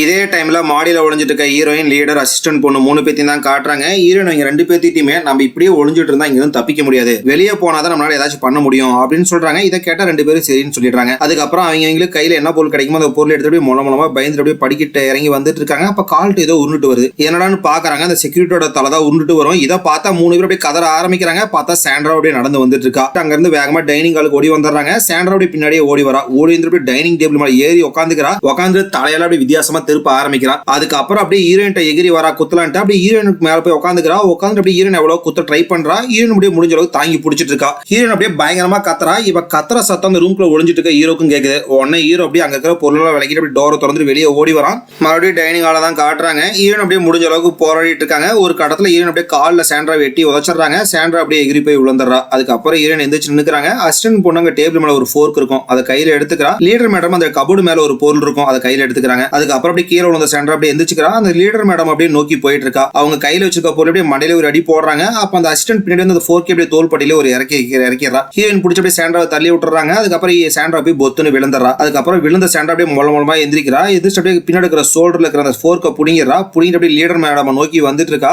லீடர் மேடம் கையில இருக்கிற பொருள் அப்படியே ஓங்கி அடிக்கலான்னு போறாங்க. அப்ப டக்குன்னு தோள்பட்டியில அந்த ஃபோர்க்கை ஒரு இறக்கிறா. இதை பார்த்தா ஹீரோயின் வந்து அப்படியே டக்குன்னு சாண்ட்ராவை தள்ளி விடுறாங்க. சாண்ட்ரா அப்படியே எகிரி போய் பொத்துன்னு விழுந்துறா. அதுக்கப்புறம் அப்படியே 3 பேர் ஒன்னா சேர்ந்துக்கிறாங்க. அப்ப கரெக்டா அதுக்கப்புறம் சாண்ட்ரா எந்திரிச்சு அப்படியே 3 பேத்தையும் அட்டாக் பண்ணலான்னு வரலாம். கரெக்டா அந்த இடத்துக்கு ஹீரோ வந்துறான். வந்த ஹீரோ அப்படியே சத்தம் போடாம மொல்லமா கையில ஒரு சேர் எடுத்து தான் வந்திருப்பான். அந்த சேர் அப்படியே டம்னு தலையை அடிக்கிறான். அதே இடத்துல சாண்ட்ரா விழுந்துறான். இதே டைம்ல ரூம்குள்ள ஒளிஞ்சிட்டு இருக்க ஓனரையும் ஓனரோட தங்கச்சியும் தான் காட்டுறாங்க. அவங்க 2 பேரும் ரூம் விட்டு வெளியே வந்துறாங்க. வெளியே வந்த 2 பேரும் மெயின் டோர் ஓபன் பண்ண முடியுமா அப்படின்னு சொல்லிட்டு ட்ரை பண்ணிட்டு இருக்காங்க. மறுபடியும் டைனிங் ஹால தான் காட்டுறாங்க. சாண்ட்ரா மறுபடியும் எந்திரிச்சிடறா. அதுக்கப்புறம் 4 பேருமே அந்த டைனிங் டேபிள வேகமா தள்ளிட்டு போயிட்டு சாண்ட்ராவை கபோர்டோட சேர்த்து அழுத்தி பிடிச்சிட்டு இருக்காங்க. அப்ப ஹீரோ நீங்க தப்பிச்சு போங்க, நான் முடிஞ்ச அளவுக்கு பாத்துக்கிறேன் அப்படின்னு சொல்லிட்டு சொல்றான். ஹீரோயினும் ஒரு லீடர் மேடம் அங்க வந்து வேகமா ஓட ஆரம்பிச்சிடறாங்க. ஹீரோவும் அந்த அசிஸ்டன்ட் பொண்ணு தான் தாங்கி பிடிச்சிட்டு இருப்பாங்க. அப்ப ஹீரோ நீ தப்பிச்சு போன முடிஞ்ச அளவுக்கு பாத்துக்கிறேன் அப்படின்னு சொல்லிட்டு சொல்றான். அதுக்கப்புறம் அசிஸ்டன்ட் அங்க வந்து வேகமா ஓட ஆரம்பிக்கிறான். ஒரு கடத்துல ஹீரோ அப்படி அங்க வந்து வேகமா விட்டுட்டு ஓட ஆரம்பிப்பான். இந்த பக்கம் ரூமை திறக்க ட்ரை பண்ணிட்டு இருக்க ஓனரையும் ஓனரோட தங்கச்சி தான் காட்டுறாங்க. எவ்வளவுதான் ட்ரை பண்ணா என்னால ரூமை ஓப்பனே பண்ண முடியல. அப்ப சாண்ட்ராவோட சத்தம் கேக்குது. இந்த சத்தத்தை கேட்டோடனே ஓனருக்கு தங்கச்சிக்கும் பயம் எடுத்துருது. வேகமா அங்க டோர்ட்டு வந்து ஓட ஆரம்பிக்கிறாங்க. இன்னொரு பக்கம் ஹீரோயினையும் லீடரையும் தான் காட்டுறாங்க. 2 பேரும் பயந்து ஓடி வந்தவங்க மாடியில் இருக்க பெட்ரூம்ல தான் ஒளிஞ்சிட்டு இருப்பாங்க. பெட்ரூமோட கதவை நல்லா மூடிக்கிறாங்க. அப்ப அந்த ரூம்ல இருக்கிற எல்லா பொருளையும் அப்படியே டோர்கிட்ட நிறுத்தி வச்சிட்டு இருப்பாங்க. ஏன்னா சாண்ட்ரா கதவை வந்துட்டு உள்ள வரக்கூடாது அப்படின்னு சொல்லிட்டு நிறுத்தி வச்சிட்டு இருப்பாங்க. இன்னொரு பக்கம் ஹீரோவே இந்த அசிஸ்டன்ட் பொண்ணையும் தான் காட்டுறாங்க. 2 பேரும் ஒன்னா சேர்ந்துட்டு வேகமா ஓடி வந்துட்டு இருப்பாங்க. கரெக்டா அப்ப அந்த இடத்துக்கே ஓனரும் ஓனரோட தங்கச்சியும் வந்துடுறாங்க. 4 பேர் ஒன்னா சேர்ந்து அந்த அண்டர் கிரவுண்ட் இருக்கும்ல அந்த ரூம் கிட்ட வந்துடுறாங்க. வந்தவங்க அந்த அண்டர் கிரவுண்ட் ரூம்குள்ள பூந்துடுறாங்க. பூந்ததுக்கு அப்புறம் அந்த கபோர்டையும் மூடிடுறாங்க. இதே டைம்ல டைனிங் டேபிளோட சந்தில மாட்டிட்டு இருக்க சாண்ட்ராவை தான் காட்டுறாங்க. அவ வேக வேகமா அந்த டேபிள்லாம் தள்ளி விட்டுட்டு இந்த அண்டர் கிரவுண்ட் டோர் இருக்கிறதுக்கு வந்து பாக்குறா. பார்த்தா அவங்க அதுக்குள்ள டோரை மூடிடுறாங்க. இதை பார்த்து அவளுக்கு கோவம் வருது. அந்த அண்டர் கிரவுண்ட் டோரை டம்னு தட்டிட்டே இருப்பா. எவ்வளவுதான் தட்டினாலுமே அவனால அந்த டோரை திறக்கவே முடியல. இன்னொரு பக்கம் அந்த கண்ணாடிக்காரனை தான் காட்டுறாங்க. அப்படியே பயந்துட்டு மொல்லமா வெளியே வந்து பாக்குறான். அப்ப அந்த சாண்ட்ரா அந்த டோரை தட்டிட்டு அப்படியே கத்துற சத்தம் அவனுக்கு கேக்குது. இதை கேட்டா அவனுக்கோ பயமா இருக்கு. அப்ப பக்கத்துல பார்த்தா ஒரு கபோர்டு இருக்கும். அந்த கபோர்டோட கதவை திறந்து உள்ள போய் ஒளிஞ்சிக்கிறான். அப்படியே இன்னொரு பக்கம் ஹீரோனையும் லீடரையும் காட்டுறாங்க. லீடரோட கையில சாண்ட்ரா அந்த ஸ்போர்க்கால குத்திருப்பால தோள்பட்டியில அதுல இருந்து அப்படியே ரத்தம் வழிஞ்சிட்டு இருக்கு. இதை பார்த்த ஹீரோன் அந்த காயத்துக்கு கட்டு போட்டு விடுறாங்க. அதுக்கப்புறம் அப்படியே லீடர் புலம்ப ஆரம்பிக்கிறா. எனக்கு இருக்கிறது அப்பா மட்டும்தான், அவரை நான் கடைசி வரைக்கும் நல்லா பாத்துக்கோன்னு சொல்லி சத்தியம் பண்ணி கொடுத்துருந்தேன். இன்னைக்கு நைட் நாங்க இறந்து போயிட்டுனா அதுக்கப்புறம் அவர் அனாதி ஆயிடுவாரு, யாரும் அவரை பாத்துக்க போறாங்க அப்படின்னு சொல்லிட்டு புலம்பிட்டு இருக்கா. இதெல்லாம் கேட்கற ஹீரோனுக்கோ கஷ்டமா இருக்கு. ஹீரோன் தான் முடிஞ்ச அளவுக்கு லீடரை சமாதானப்படுத்திட்டு இருக்காங்க. அப்படியே சமாதானப்படுத்தி தூங்க வச்சிடறாங்க. அப்படின்னு ஒரு பக்கம் பேஸ்மெண்ட்ல ஒளிஞ்சிட்டு இருக்கீங்களா தான் காட்டுறாங்க. இங்க இருந்து தப்பித்துக்கு ஏதாச்சும் வழி இருக்கா அப்படின்னு சொல்லிட்டு எல்லாரும் யோசிச்சுட்டு இருக்காங்க. அப்பதான் ஓனருக்கு ஒரு ஐடியா வருது. நம்ம அந்த செக்யூரிட்டியோட உடம்பு மட்டும் கண்டுபிடிச்சோம்னா அவங்ககிட்ட அந்த மெயின் டோரை திறக்கிறதுக்கான பிசிக்கல் கீ இருக்கும், அதை எடுத்தோம்னா நம்ம இங்க இருந்து தப்பிச்சிடலாம் அப்படிங்கிற ஐடியாவை கொடுக்குறான். இது கேட்டவனே எல்லாரும் சரி சாண்ட்ரா இங்க இருந்து கிளம்பட்டும், அதுக்கப்புறம் நம்ம இந்த டோரை திறந்துட்டு வெளியே போயிட்டு அந்த உடம்பு தேடுவோம் அப்படிங்கிற விஷயத்தெல்லாம் பேசிட்டு இருக்காங்க. அப்ப மாடியில ஒளிஞ்சிட்டு இருக்க ஹீரோனையும் லீடர் மேடமையும் தான் காட்டுறாங்க. ஹீரோ வந்து லீடர் மேடம் அப்படியே பெட்டு கடியில படுக்க வச்சாங்க. அதுக்கப்புறம் அவளும் போய் பெட்டு கடியில படுத்துக்கிறா. சாண்ட்ரா எவ்வளவு கதவை தட்டி தட்டி பாக்குறா. அவனால அந்த அண்டர் கிரவுண்டோட கதவை திறக்கவே முடியல. சரி இதுக்கு வேலைக்கு ஆகாது அப்படின்னு சொல்லிட்டு மாடிக்கு வந்துடுறா. வந்துட்டு ஹீரோனும் லீடர் மேடம் ஒளிஞ்சிட்டு இருப்பாங்க. அந்த ரூம் கதவை டம்னு தட்டிட்டு இருக்கா. அவங்களும் பயந்துட்டு உள்ள படுத்துட்டு இருப்பாங்க. அப்ப பேஸ்மெண்ட்ல இருக்கிறவங்கள தான் காட்டுறாங்க. அவங்களுக்கு ஒரு புக் கிடைச்சிருக்கும். அந்த புக் எது பத்தி போட்டிருக்கும்னா இந்த கத்தி பத்தி தான் போட்டிருக்கும். அதை அப்படியே படிக்க ஆரம்பிக்கிறாங்க. சாண்ட்ரா கூட ஸ்டார்டிங்ல அந்த கத்தி கையில பட்டவனே அவளுக்கு நிறைய இல்யூஷன்ஸ் எல்லாம் தெரிய ஆரம்பிக்கும்ல. அதுல ஒரு வயசானவர் தெரியவாரு. அவரு தான் அந்த கத்தியவே உருவாக்கி இருப்பாரு. அந்த கத்தியை உருவாக்கும் போதே அவருக்கு இந்த கத்தி நம்மள அழிச்சிடும் அப்படிங்கிற விஷயம் அவருக்கு தெரிஞ்சிருக்கும். அதனால அதுக்கு ஒரு டூப்ளிகேட் கத்தியும் உருவாக்கி இருப்பாரு. உருவாக்கிட்டு அதுக்கான விதிகளையும் செட் பண்ணிருப்பாரு. என்ன விதிகளை செட் பண்ணிருப்பாருன்னா இந்த கத்தி யார் எடுக்கிறாங்களோ தெரியாதனமா எங்களோட ரத்தம் அந்த கத்தி மேல பட்டுச்சுன்னா அதுக்கப்புறம் அந்த கத்திக்கு ரத்த பசி எடுக்க ஆரம்பிச்சிடும். 7 உயிர்களோட ரத்தத்தை குடிச்சா மட்டும்தான் அந்த பசி அடங்கும். அது வரைக்கும் இந்த கத்தி யார் கையில இருக்கோ அவங்க நார்மலே ஆக மாட்டாங்க, வெறி பிடிச்சுதான் தெரிவாங்க அப்படின்னு எல்லாம் போட்டிருக்கோம். அப்பதான் நமக்கு படத்தோட ஸ்டார்டிங்ஸ்ல என்ன நடந்துச்சு அப்படிங்கறத நம்ம காட்டுறாங்க. அந்த கொள்ளக்காரங்களை அப்படியே ரூம்ல செத்து போய் கிடப்பானுங்களா, அந்த இடத்துல ஒருத்த மட்டும் உயிரோட இருப்பான். அவன் கையில தான் அந்த கத்தி இருக்கும். அவன் தான் கொடூரமா அந்த 7 கொள்ளக்காரங்களுமே கொண்டிருப்பான். அந்த இடத்துக்கு இப்ப ஓனரா இருக்கான், அவனோட அப்பா வந்திருப்பாரு. வந்துட்டு அங்க நடந்த விஷயத்தெல்லாம் பாக்குறாரு. சரி இந்த விஷயம் வெளியே போயிடுச்சுன்னா நம்ம பேர் கெட்டு போயிடும் அப்படின்னு சொல்லிட்டு அங்க உயிரோட இருப்பான் அவனையும் கொண்டிருப்பாரு. இதெல்லாம் இப்பதான் நமக்கு காட்டுறாங்க. அப்படியே பிரசன்ட்ல ஹீரோயினையும் அந்த லீடர் மேடம் தான் காட்டுறாங்க. அப்படியே ரூம்குள்ள பயந்துட்டு படுத்துட்டு இருப்பாங்க. ஆனா சாண்ட்ரா டம்னு கதவை தட்டிட்டே இருக்கா. ஒரு கட்டத்துல சாண்ட்ரா ரூமோட கதவை உடைச்சு உள்ள வந்துடுறா. உள்ள வந்தபடி மொல்லமா நடந்து வந்துட்டு இருக்காங்க ரெண்டு பேத்தையும் தேடிக்கிட்டு. ஹீரோனும் லீடரும் பெட்டுக்கடியில தான் படுத்துட்டு இருப்பாங்க. அப்படியே சத்தம் போடாம படுத்துட்டு இருப்பாங்க. சடனா சாண்ட்ரா அந்த இடத்துலயே காணோம். எங்கடா போயிட்டா அப்படின்னு சொல்லிட்டு ஹீரோயின் தேடிட்டு இருப்பா. பார்த்தா பெட் மேலதான் உட்காந்துட்டு இருப்பா. ஒரு கடத்துல டக்குன்னு லீடரை மட்டும் அப்படியே பிடிச்சி தரன்னு வெளியே இழுத்துறா. இழுத்ததுக்கு அப்புறம் லீடர் மேல ஏறி உட்காந்து அப்படியே கத்தி வச்சு வயிற்றுல நச்சுன்னு இறக்குறா. இதே இடத்துல கொடூரமா லீடரை சிறந்து போயிடுறாங்க. ஆனா ஹீரோன் இதெல்லாம் பெட்டுக்கடியில இருந்து பார்த்துட்டு இருப்பாங்க. ஆனா எந்த சத்தமும் போடாம அப்படியே அமைதியா பார்த்துட்டு இருப்பாங்க. ஏன்னா இப்ப மட்டும் ஹீரோயின் சத்தம் போட்டாங்கன்னா அவங்களையும் சாண்ட்ரா கொன்றுவா. அதுக்கப்புறம் சாண்ட்ரா அப்படியே ஹீரோனை தேட ஆரம்பிக்கிறா. சடனா இப்ப கரண்ட் போயிடுது. இந்த கேப்பை பயன்படுத்திட்டு ஹீரோயின் ரூம் விட்டு வெளியே வந்தலாம் அப்படின்னு சொல்லிட்டு மொல்லமா அப்படியே உட்காந்து அப்படியே நெவுந்து வந்துட்டு இருப்பாங்க. அப்ப தெரியாம அங்க கொட்டி கிடக்கிற கிளாஸ் மேல கையை வச்சுறாங்க. அப்ப அந்த சத்தம் சாண்ட்ரா கேட்டுருது. சாண்ட்ரா அப்படியே திரும்பி ஹீரோனை பார்க்க ஆரம்பிக்கிறா. இதை பார்த்த ஹீரோனை அப்படின்னு சொல்லிட்டு கத்துறான்னு வருவா. அதுக்குள்ள ஹீரோ அந்த இடத்துக்கு வந்து வாய் அப்படியே அழுத்தி பிடிச்சிக்கிறான். சாண்ட்ரா ஹீரோவையும் ஹீரோனையும் பாத்துறா. அவங்க ரெண்டு பேத்தையும் பார்த்துட்டு ஒரு மாதிரி அப்படின்னு சொல்லி சிரிச்சிட்டு இருப்பா. கரெக்டா அந்த இடத்துக்கு ஓனரோட தங்கச்சி அசிஸ்டன்ட் பொண்ணு 2 பேரும் வந்துடுறாங்க. இவங்க 4 பேத்தையுமே பார்த்த சாண்ட்ரா உங்க எல்லாத்தோட உயிரியுமே இந்த கத்திக்கு காணிக்கையா கொடுங்க அப்படின்னு சொல்லிட்டு ஒரு மாதிரி சிரிக்க ஆரம்பிக்கிறா. அதுக்கப்புறம் ஹீரோ குத்தலாம் அப்படின்னு சொல்லிட்டு வேகமா கத்தியை ஓங்கிட்டு வரா. ஹீரோ டக்கு நடுவுல கையை நீட்டிடுறான். கையில அந்த கத்தி இறங்கிறது. அதுக்கப்புறம் அந்த கத்தியை உருவி ஹீரோட வயிற்று நச்சுன்னு ஒரு இறக்கிறான். ஹீரோ சாண்ட்ராவை பிடிச்சி தள்ளி விட்டுறான். அதுக்கப்புறம் அந்த கத்தியும் புடுங்கி போட்டு பொத்துன்னு அதே இடத்துல விழுந்துறான். கீழே விழுந்த சாண்ட்ரா கத்தி எங்க அப்படின்னு சொல்லிட்டு தேடிட்டு இருப்பா. பார்த்தா அந்த ஓனரோட தங்கச்சி பக்கத்துல தான் கிடக்கும். தங்கச்சியும் எடுக்கலான்னு பாக்குறா. அதுக்குள்ள சாண்ட்ரா வேகமா வந்து அந்த கத்தியை எடுத்து ஓனரோட தங்கச்சி கையில ஒரு கீரல போட்டு விட்டுறா. அவ்வளோ வலி தாங்க முடியாம கதறிட்டு இருப்பா. கரெக்டா அந்த இடத்துக்கு ஓனர் வந்துடுறான். சாண்ட்ரா பின்னாடி நின்றுட்டு இருப்பாங்க. அவங்க பக்கத்துல பாக்குற ஒரு கட்டமா இருக்கு. கஷ்டப்பட்டு அந்த கட்டையை அப்படியே பேத்து எடுத்துறாங்க. எடுத்த கட்டையை அப்படியே சாண்ட்ராவோட மடியில பட்டீர்னு ஒரு அடி அடிக்கிறாங்க. அடிச்சோடனே கத்தியை கீழே போட்டுறா. அந்த கீழே விழுந்த கத்தியை ஓனர் கையில் எடுத்துக்கிறான். சாண்ட்ரா கையில இருந்து கத்தி விழுந்தானே வீக்கான மாதிரி ஆயிடுறா. இந்த கேப்பை பயன்படுத்திட்டு ஹீரோன் இந்த கட்டையை வாங்கி காலையும் ஒரு அடி அடிச்சு காலை உடச்சு விட்டுறாங்க. அதுக்கப்புறம் அந்த கட்டையை வாங்கி அப்படியே மண்டியிலே பட்டீர்னு ஒரு அடி அடிக்கிறாங்க. அதே இடத்துல அவன் மட்டையாயிடுறா. இந்த கேப்பை பயன்படுத்திட்டு ஹீரோ தூக்கிட்டு எல்லாரும் வேக வேகமா கீழே வந்துடுறாங்க. கீழே வந்தீங்க பயந்துட்டு படிக்க கடியில ஒளிஞ்சுட்டு இருப்பாங்க. அப்பதான் அந்த அசிஸ்டன்ட் பொண்ணு அந்த கத்தியை பத்தி புக்ல படிச்சால அந்த விஷயத்தால அப்படியே ஹீரோட்டி சொல்லிட்டு இருக்கா. அந்த கத்தி யார் கையில கிடைக்குதோ தெரியாம இங்க ரத்தங்க அந்த கத்தி மேல பட்டுச்சுன்னா எங்களுக்கு வெறி பிடிச்சிடும். அதுக்கப்புறம் அந்த கத்தி 7 பேர்த்தோட ரத்தத்தை குடிச்சா மட்டும்தான் அதோட பசி அடங்கும். அந்த கத்தி யாரோட உடம்புல எல்லாம் படுதோ அவங்களுக்கு வெறி பிடிச்சிடும் அப்படிங்கிற விஷயத்தெல்லாம் சொல்றா. இதை கேட்டோன்னே ஓனரோட தங்கச்சிக்கும் பயமா இருக்கு. அந்த கத்தினால இப்ப எனக்கு கிழிச்சிருக்கல, எனக்கு வெறி பிடிச்சிரும் அப்படின்னு சொல்லிட்டு பயப்படுறா. ஹீரோன் தான் சமாதானம் சொல்லிட்டு இருக்காங்க. அப்படிலாம் ஒன்னும் ஆகாது, பயப்படாது அப்படின்னு சொல்லிட்டு சமாதானப்படுத்திட்டு இருப்பாங்க. இதே டைம்ல ஓனரை தான் காட்டுறாங்க. அந்த செக்யூரிட்டியோட உடம்பு எங்கேயாச்சும் இருக்கா அப்படின்னு சொல்லிட்டு தேடிட்டு இருப்பான். அப்பதான் ஹால்ல அந்த கபோர்டுக்குள்ள கண்ணாடிக்காரன் ஒளிஞ்சிருப்பான். அவன் லைட்டா டோரை திறந்து பாக்குறான். பார்த்தா அந்த இடத்துல ஓனர் தேடிட்டு இருப்பான். ஓனர் கிட்ட சாண்ட்ரா எங்க அப்படின்னு சொல்லிட்டு கேட்கறான். சாண்ட்ரா மேல இருக்கா.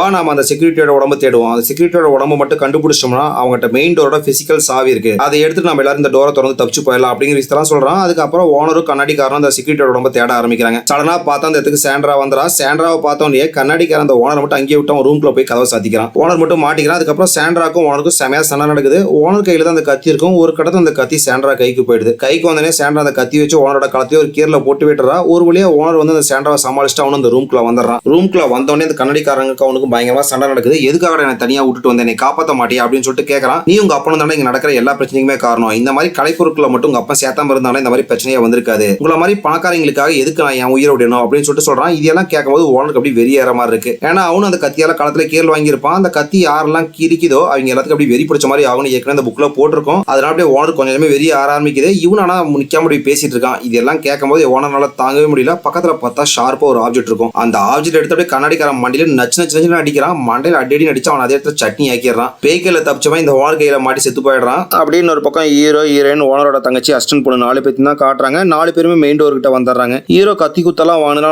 நடக்க கூட முடியல, அப்படியே முடியாம உட்காந்துருக்கான். அதனால ஹீரோவையும் ஹீரோயின் இங்கேயே இருங்க, நாங்க 2 பேரும் போயிட்டு அந்த செக்யூரிட்டியோட உடம்ப கண்டுபிடிச்சு அந்த சாவி எடுத்துட்டு வந்துடுறோம் அப்படின்னு சொல்லிட்டு 2 பேரும் சாவியை தேட கிளம்பிடுறாங்க. அப்ப ஹீரோ ஹீரோயின்ட்ட நான் உன்னை ஃபர்ஸ்டே கல்யாணம் பண்ணிருக்கணும், அவனை கல்யாணம் பண்ணிருக்க விட்டு கூடாது, என்னோட தப்பு தான் அப்படின்னு சொல்லிட்டு சொல்றான். இதை கேட்ட ஹீரோனும் இதுல உன் தப்பு எதுவுமே கிடையாது, நீ என்கிட்ட எவ்வளவு எடுத்து சொன்ன அவனை கல்யாணம் பண்ணிக்க வேண்டாம்னு சொல்லிட்டு நான் தான் கேட்காம கல்யாணம் பண்ணிக்கிட்டேன், இனிமேட்டாச்சும் நம்ம 2 பேரும் சந்தோஷமா வாழலாம் அப்படின்னு சொல்லிட்டு பேசிட்டு இருக்காங்க. இந்த பக்கம் சாவியை தேட போன ஓனரோட தங்கச்சி அசிஸ்டன்ட் பண்ணி தான் காட்டுறாங்க. ஒரு வழியா அந்த செக்யூரிட்டியோட உடம்ப கண்டுபிடிச்சாங்க. அவனோட முண்டத்தை பார்த்தாங்க 2 பேருக்கும் பயமா இருக்கு. அப்பதான் பாக்குறாங்க இடுப்புல தான் அந்த சாவி இருக்கு. அந்த சாவி ஒரு வழியா எடுத்துறாங்க. எடுத்துட்டு சாவி கிடைச்சதுன்னு சொல்லிட்டு வேகமா வந்துட்டு இருப்பாங்க. அப்ப ரூம்ல வந்து அந்த கண்ணாடிக்காரனை கொண்டால அந்த ஓனரை தான் காட்டுறாங்க. அப்படியே வெறி பிடிச்ச மாதிரி உட்காந்துருக்கான். 4 பேர் இறந்துட்டாங்க, இன்னும் 3 பேர் இறந்துட்டா மட்டும் போதும், இந்த சாபம் முடிஞ்சிடும் அப்படின்னு சொல்லிட்டு ஓச்சிட்டு இருப்பான். இந்த சாவி கிடைச்சிட்டு அப்படிங்கிற சத்தம் அவனுக்கு கேக்குது. அவன் அப்படியே ரூம்ல இருந்து வேகமா வெளியே வரான். வந்தவங்க சாவியை போட்டு டோரை திறக்கலாம் ட்ரை பண்றாங்க. அப்படியே பதற்றத்துல அப்படியே திறக்க முடியாம ட்ரை பண்ணிட்டு இருப்பாங்க. தட்டாப்ப அந்த இடத்துக்கு சாண்ட்ரா அப்படியே கால் எடுத்துட்டு மொள அந்த கத்தி எடுத்து நடந்து வந்துட்டு இருப்பா. ஒரு பக்கம் பார்த்தா சாண்ட்ரா வந்துட்டு இருக்கா. இவங்களும் இப்படி டோரை திறக்கலாம்னு சொல்லிட்டு ட்ரை பண்ணிட்டு இருப்பாங்க. சாண்ட்ரா வந்து கொண்டு வரலாம் அப்படின்னு சொல்லிட்டு ஒரு மாதிரி பதட்டமான சூழ்நிலை தான் போயிட்டு இருக்கும். டக்குன்னு பார்த்தா டோர் ஓப்பன் பண்ணிடுறாங்க. டோர் ஓப்பன் பண்ண உடனே 4 பேர் வேகமா வெளியே வந்துடுறாங்க. வெளியே வந்தவங்க அங்க கார்டனுக்குள்ள போய் ஒளிஞ்சுக்கிறாங்க. கொஞ்ச நேரம் கழிச்சு கார்டன்ல ஒளிஞ்சிட்டு இருக்க அசிஸ்டன்ட் பொண்ணு லைட்டா எட்டி பாக்குறா. சாண்ட்ரா இந்த இடத்துல இருக்காளா அப்படின்னு சொல்லிட்டு பாக்குறா. பாத்திரத்துல சாண்ட்ராவே காணோம். சரி நான் போய் கார் எப்படியாச்சும் கண்டுபிடிச்சு எடுத்துட்டு வந்துறேன் அப்படின்னு சொல்லிட்டு அங்க இருந்து கிளம்ப ஆரம்பிக்கிறா. டக்குன்னு எங்க இருந்தோ சாண்ட்ரா வந்து அப்படியே அவளை தள்ளி விட்டு மேலே ஏறி உட்காந்துக்கிறா. அதுக்கப்புறம் அந்த கத்தியை தப்பி தொடையில நச்சுன்னு ஒரு இறக்குறா.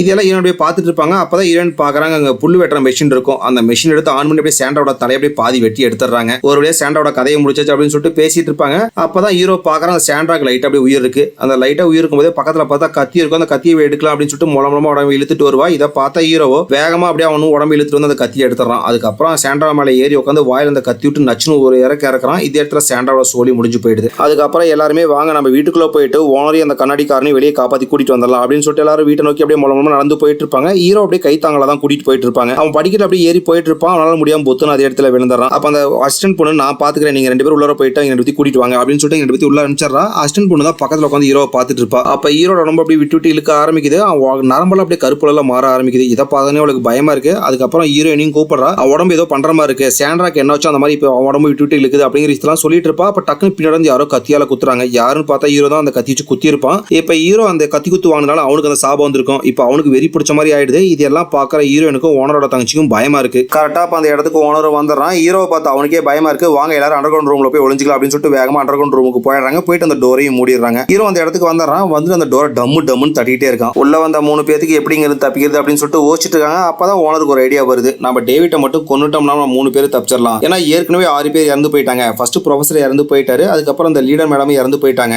செக்யூரிட்டி இறந்து போயிட்டான். அப்புறம் கண்ணாடிக்காரன் இறந்துட்டான். அதுக்கப்புறம் சாண்ட்ராவும் இறந்துட்டா. லாஸ்ட் அந்த அசிஸ்டன்ட் பொண்ணு இறந்துட்டா. இப்ப நம்ம டேவிட்டை மட்டும் கொன்னுட்டோம், அந்த சாபத்தை நம்ம நிறுத்திட முடியும் அப்படின்னு சொல்றான். இதை கேட்ட ஹீரோனால தாங்கவே முடியல. அது என்னால முடியவே முடியாது, வேற ஏதாச்சும் வழி இருந்தா சொல்லுங்க அப்படின்னு சொல்லிட்டு கேட்கறான். இதை கேட்ட ஓனரோட தங்கச்சியோ வேற எந்த வழியும் கிடையாது, அந்த புக்ல போட்டுருந்துச்சு, அந்த சாபத்தை தடுக்கணும்னா இது ஒரே வழி மட்டும் தான் இருக்கு அப்படின்னு சொல்றான். இதை கேட்ட ஹீரோனால தாங்கவே முடியல. வெளியிருக்க டேவிட்டை தான் காட்டுறாங்க. அவன் கதவை டம்முன்னு தட்டிட்டு இருக்கான். இந்த சத்தத்தை கேட்ட ஓனரோ இன்னும் கொஞ்ச நேரம் மட்டும் தான் அந்த கதவு தாக்கு பிடிக்கும், அதுக்கப்புறம் உள்ள வந்துருவான். வந்து நம்ம 3 பேத்தையும் கொண்டுருவான். இப்ப அவன் சுயநினைவிலே கிடையாது, வேற எந்த வழியும் நமக்கு கிடையாது அப்படிங்கிற விஷயத்தெல்லாம் சொல்றான். இதை கேட்ட ஹீரோனால ஏத்துக்கவே முடியல. ஆனாலும் வேற வழியில் அப்படின்னு சொல்லிட்டு அவங்களும் சரின்னு சொல்லிடுறாங்க. வெளியிருக்க டேவிட் அப்படியே கொஞ்சம் கொஞ்சமா கதவை உடைச்சிட்டு இருப்பான். அப்ப ஓனர் வந்து என்கிட்ட ஒரு பிளான் இருக்கு, அதுபடி நம்ம பண்ணுவோம் அப்படின்னு சொல்லிட்டு சொல்றான். ஒரு கட்டத்துல டேவிட் அப்படியே கதவை உடைச்சு உள்ள வந்துடுறான். உள்ள வந்து பார்த்தா ஹீரோ மட்டும் தான் அந்த இடத்துல நின்றுட்டு இருப்பாங்க. அவங்க 2 பேரும் போய் ஒரு இடத்துல மறைஞ்சிக்கிறாங்க. டேவிட் அப்படியே பக்கத்துல ஹீரோன் பக்கத்துல வந்துட்டே இருப்பான். ரத்த பலி வேணும் அப்படின்னு சொல்லிட்டு தான் வந்துட்டு இருப்பான். அதுக்கப்புறம் கத்தி வச்சு அப்படியே ஹீரோனை கொல்லான்னு வருவான். பார்த்தா பெரிய சிலைக்கு பின்னாடி தான் அந்த ஓனர் நின்றுட்டு இருப்பான். டேவிட் கரெக்டா அதுக்கு நேரா வந்தோம் அந்த சிலையை பிடிச்சி அப்படியே டேவிட் மேலேயே தள்ளி விட்டுறான். அந்த சிலை அப்படியே டேவிட் மேலேயே பொத்துன்னு விழுந்துருது. டேவிட் அந்த சிலைக்கு இடையில தான் கிடப்பான். அப்படியே உயிருக்கு போராடிட்டு இருப்பான். இதையெல்லாம் பாக்குற ஹீரோனால தாங்கவே முடியல. அப்படியே ஹீரோக்கு பக்கத்துல வந்து உட்காந்து அப்படியே கதறி அழுதுட்டு இருக்காங்க. ஹீரோக்கு லைட்டா சிறுநீர் இருக்கும். அப்ப ஹீரோயின் அப்படியே பாக்குறான். பார்த்ததுக்கு அப்புறம் அந்த கத்தியும் பாக்குறான். அதுக்கப்புறம் ஹீரோயின் அப்படியே கண்ணாலேயே பேச ஆரம்பிக்கிறான். அந்த கத்தி எடுத்து நீ கொன்று அப்பதான் சாப முடியும் அப்படிங்கிற மாதிரி கண்ணில் காட்டுறான். இது ஹீரோயினுக்கும் புரியுது. இதெல்லாம் பாக்குற ஹீரோனால தாங்கவே முடியல. நம்மள இவ்வளவு காதலிக்கிறான்னு அப்படிங்கிற மாதிரி பாக்குறா. அதுக்கப்புறம் கையில அந்த கத்தி எடுத்துட்டு வேற வழியே இல்லை அப்படிங்கறதுனால ஹீரோட முதலே அந்த கத்தியை நச்சுன்னு ஒரு இறக்கிறா. அதே இடத்துல ஹீரோட சொல்லியும் முடிஞ்சிருது. ஒரு வழியா சாபத்தை முடிச்சு வச்சாச்சு அப்படின்னு சொல்லிட்டு ஓனர் சந்தோஷப்பட்டு இருப்பான். அப்பதான் ஓனரோட தங்கச்சியை காட்டுறாங்க.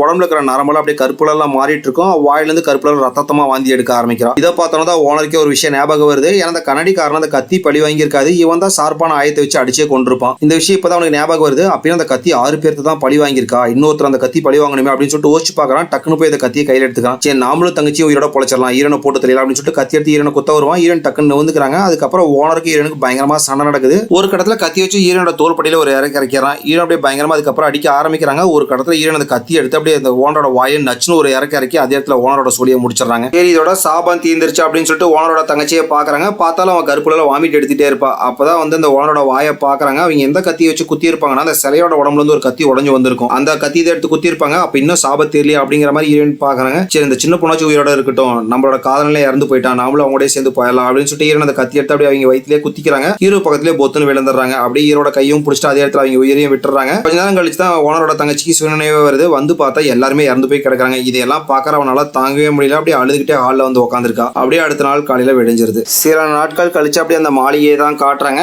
ஓனரோட அப்பா ஆசைப்பட்ட மாதிரியே இந்த பொண்ணு வந்து அந்த மாளிகையை மியூசியமா மாத்திடுறா. அப்படியே இந்த இடத்துல படத்தையும் முடிக்கிறாங்க. பாய் பாய் மக்களே, மறக்காம இந்த வீடியோக்கு ஒரு லைக் பண்ணுங்க. நீங்க போடுற ஒரு லைக் தான் இந்த வீடியோவை மற்றவங்களுக்கு ரெக்கமெண்ட் பண்ணும்.